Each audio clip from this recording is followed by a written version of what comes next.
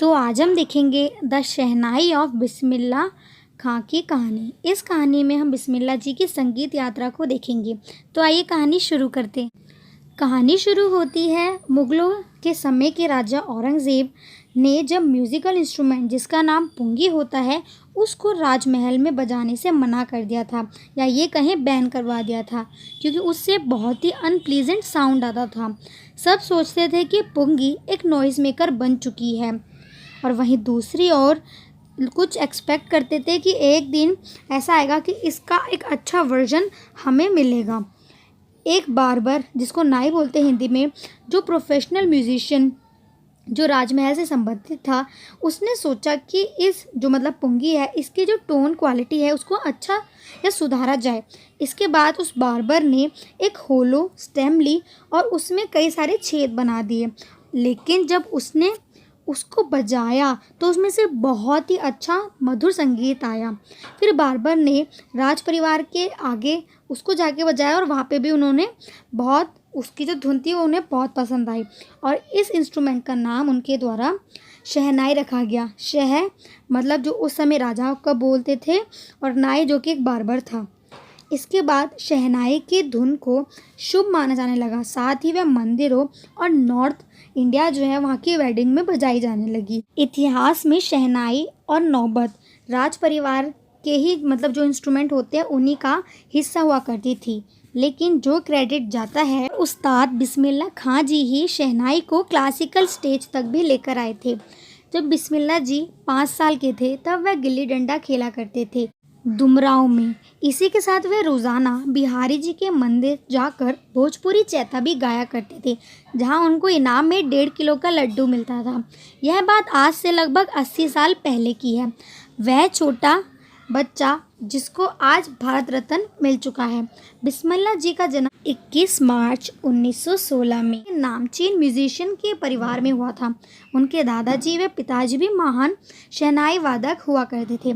बिस्मिल्लाह जी ने जो म्यूज़िक सीखना शुरुआती अर्ली एज में ही शुरू कर दिया था।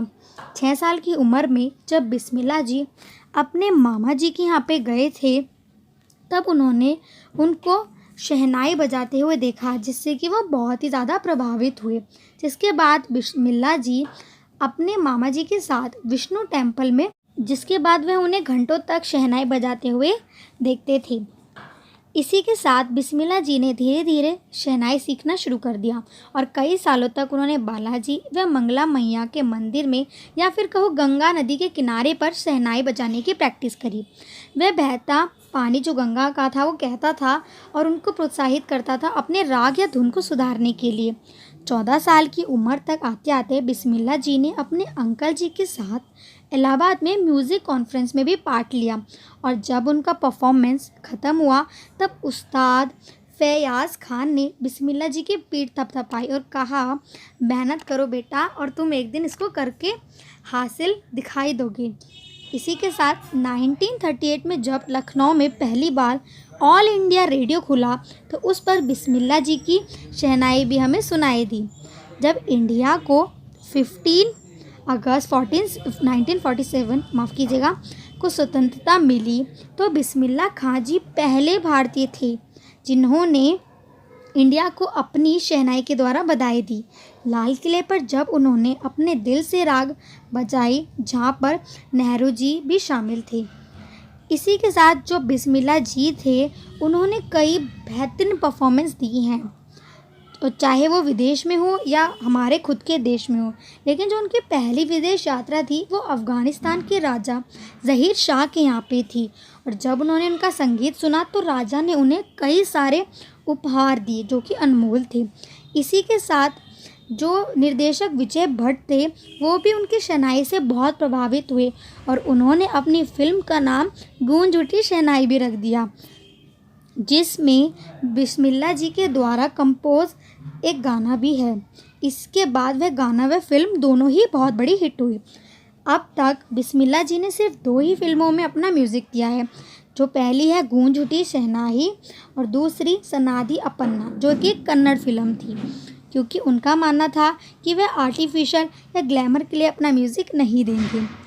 और वह पहले भारतीय बने जिनको लिंकन सेंटर हॉल की तरफ से वहाँ पे परफॉर्मेंस देने के लिए न्योता मिला। उन्होंने कई और वे फेस्टिवल फेयर्स में भी हिस्सा लिया है। तेहरान जो कि ईरान में है एक जगह, वहाँ पे ऑडिटोरियम का नाम भी उन्हीं के नाम पर पड़ा है। बिस्मिल्लाह जी को राष्ट्रीय पुरस्कार जैसे पद्मश्री, पद्म भूषण व पद्मा विभूषण भी मिल चुके हैं। साथ ही उन्हें 2001 में सर्वोच्च राष्ट्रीय पुरस्कार जो कि भारत रत्न है उससे नवाजा गया है। इस समारोह में उनकी आंखें खुशी के मारे भर आई। उन्होंने बोला कि माँ बाप को अपने बच्चों को संगीत सिखाना चाहिए क्योंकि वह भारत की परंपरा है। साथ ही वेस्टर्न कंट्रीज़ भी हैं, वो भी यहाँ पे अब इंडियन म्यूज़िक सीखने आ रही हैं। बिस्मिल्लाह जी अब तक पूरी दुनिया घूम चुकी हैं। एक बार उनके शिष्य ने यूएसए में उन्हें शहनाई स्कूल खोलने के लिए बोला। साथ ही उस शिष्य ने बोला कि मैं आपसे वादा करता हूँ मैं आपको बनारस और दुमराव की कमी यहाँ पे खलने नहीं दूंगा। जिस पर बिस्मिल्लाह जी बोलते हैं कि क्या तुम गंगा भी ला सकते हो यहाँ पे। तो यह पता चल गया इस बात से कि वो उस जगह गंगा बनारस को नहीं छोड़ सकते। इसके बाद बिस्मिल्लाह जी याद करते हैं कि वह कहीं भी चले जाए दुनिया में उन्हें गंगा, बनारस और दुमराव हमेशा याद रहते हैं। इससे पता चलता है कि उस्ताद बिस्मिल्लाह खां जी की जो ज़िंदगी है वो एक बहुत ही अच्छा उदाहरण है। उन्होंने जितना भी भारतीय कल्चर था म्यूज़िक का उसको रिप्रेजेंट किया है। बिस्मिल्लाह जी बहुत ही नेचुरल तरीके से हर सुबह काशी व विश्वनाथ मंदिर पर जाकर शहनाई बजाया करते थे।